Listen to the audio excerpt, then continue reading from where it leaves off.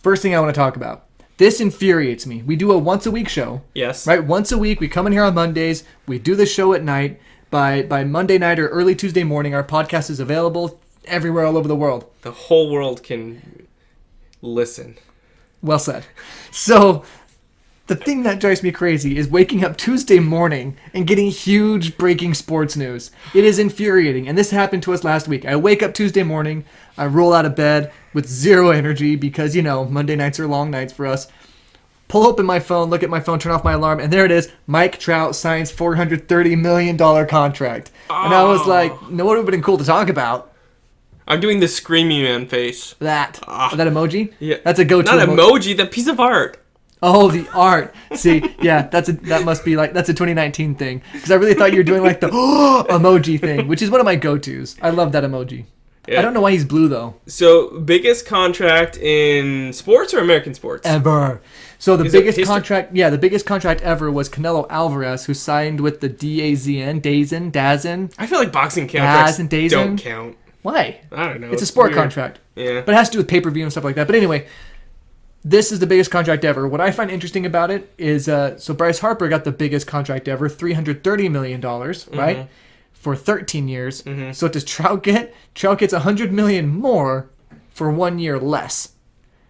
Basically, it's Trout's agent and Trout himself, by extension, saying, we are $100 million more valuable than Bryce Harper in one less year. And that's an extension. That's not the open market, right? Mm-hmm. There were no other bidders. There was absolutely no competition. But apparently Mike Trout wanted to stay in LA. He wanted to continue there, even though they haven't had great success. He has never won a playoff series there. Yeah. And so now the question is, can you build around Mike Trout when you have so much money tied up in him? You also have money tied up in the machine. He's breaking down, right? He needs some oil. But Albert Pujols, Winnie the Pujols, one of my favorite players ever, he's I got a snort.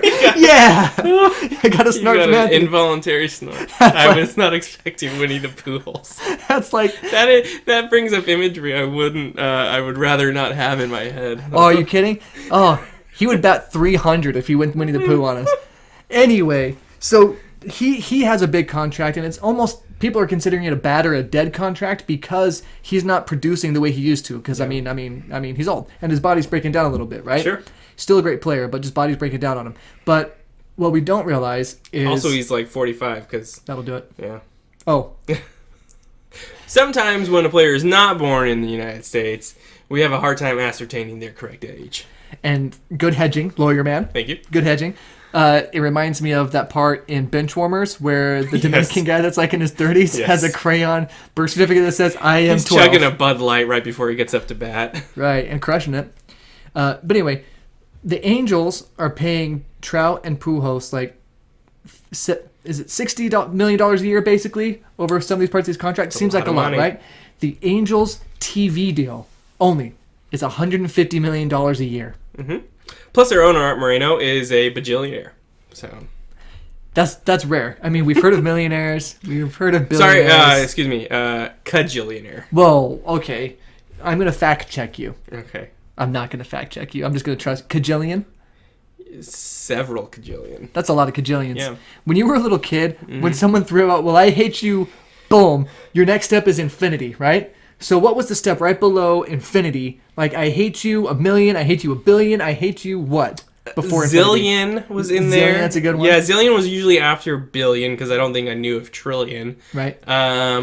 But I feel like bajillion. Bajillion is like short right after that, right? Bajillion was a good one. Yeah. Comes right after that. And I think also like an infinity wasn't the max. You'd have infinity plus 2, right? Oh, right, or right, infinity times infinity. We didn't understand infinity back then. Yeah. Infinity isn't even a number. You can't even understand infinity now. I can. I understand the concept, but I don't understand it. Does that make sense? Yeah. Well, no.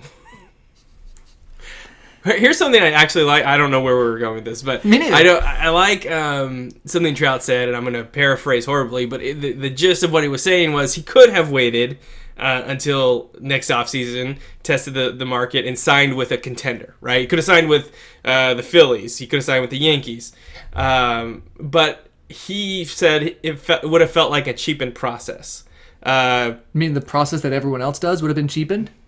Yeah, he said for him, he wanted to experience the highs and the lows with the team. So he wanted to stay with the Angels because he felt like he had something to prove, that he wanted to be, he didn't want to just pull a Kevin Durant and go to a winner, right? He wanted to be part of that process of making them a winner. Even if that meant suffering through bad seasons. Even if it meant never being a winner, right? Yeah, that's interesting. So I don't know if he feels like especially loyal to the team that drafted him. Also, $430 million.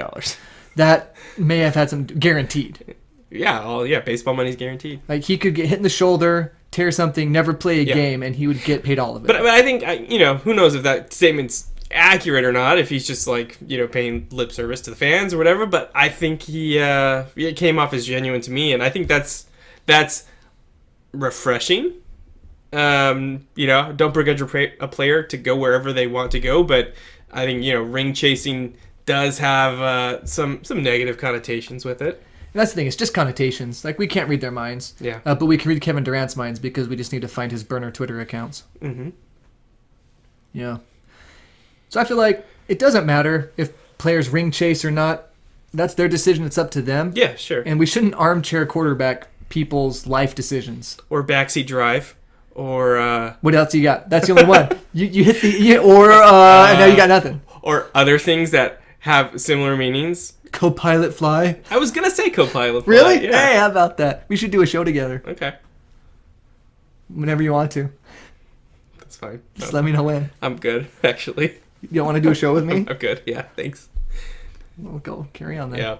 Yeah. Well, I think that wraps up our baseball talk for the week because we're still in spring training. Right. So one thing I do want to say about spring training. Yeah. So Mike Trout gets $430 million. Everyone was like, oh, is he worth it? I don't know. They all debate about it, right? His very next at bat, home run. Mm-hmm.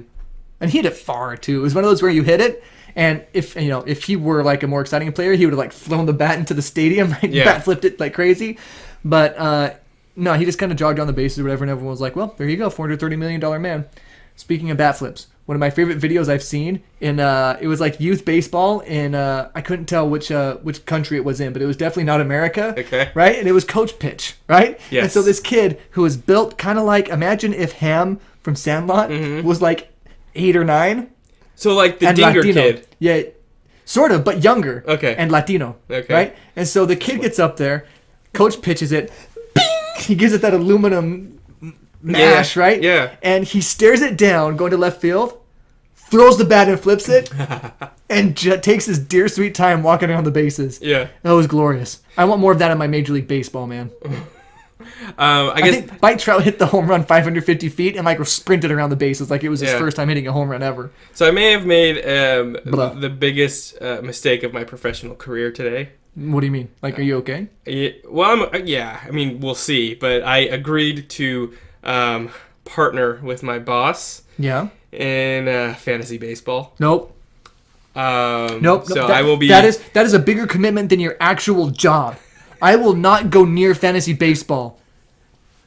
You have to keep track of who's pitching, who's not pitching, who pitched the day before when it comes to relievers. Are they going to see time today? Lefty-righty matchups. Lefty-righty matchups, especially if like you have any Dodgers on your team, because who knows when they're going to play. I purposefully ranked the Dodgers a little bit lower in my selections just so I wouldn't get emotionally involved. Oh, yeah, but, I mean, you should be able to detach yourself enough emotionally that if you need to pick a Dodger in the right spot, you can. I mean, you shouldn't just knock them all down because you're emotionally attached to them. Yeah, but I think I probably ended up where they should be because emotionally I would inflate their value. Okay. Kike Hernandez, third best player in the league. I actually wanted to rank him like my fourth best second baseman. Oh my gosh. This is the problem with fandom and fantasy sports. Like when fantasy sports first came out, I was a really big fan of all these teams. So like every week, my defense, the 49ers, the 49ers, the 49ers. Yeah. They were good back then for sure. But yeah, I won't touch fantasy baseball. I will not touch it. I did fantasy basketball in like 2007, 2008, and my starting five were the starting five for the Lakers. Wow, how'd that work out? I would think I was last in my league. No way. Because the point of these fantasy teams is they're supposed to be fantasy, right? They're supposed to be like all-star teams. So like, presumably, if it's a 12-person league, every player should be no worse than the 12th best player at that position.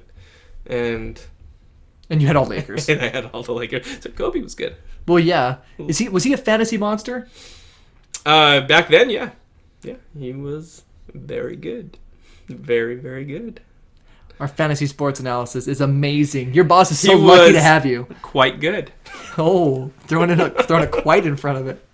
Very good. I did send my boss the proposed kind of draft strategy round by round. Like, where we should go. This is serious. What do you do at work? Work on very important things. I haven't seen it yet. And come on now.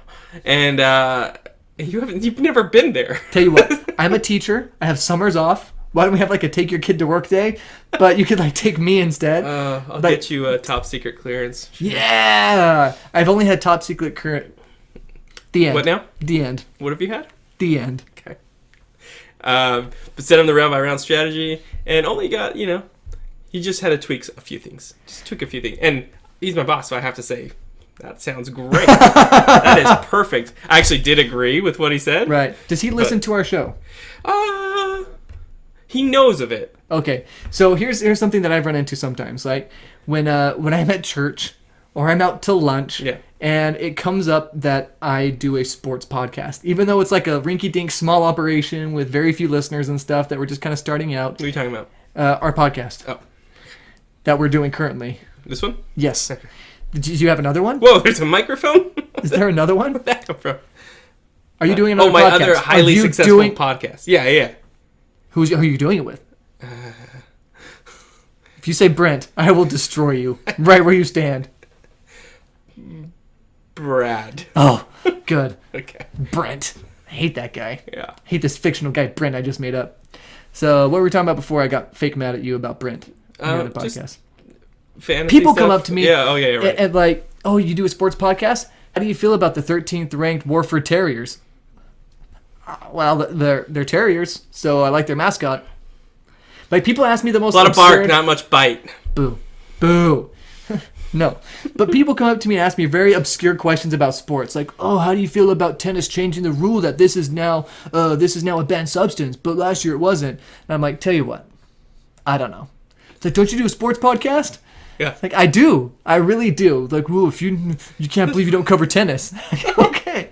Like, I actually legitimately have this conversation sometimes. And the person that I had that conversation with is probably going to listen to this and be like, oh, he's talking about me. Wow. And either be thrilled about it or a little bummed out because I'm sorry, we're not going to cover tennis that often. I actually would like to cover a little bit more tennis. Really? No, not really.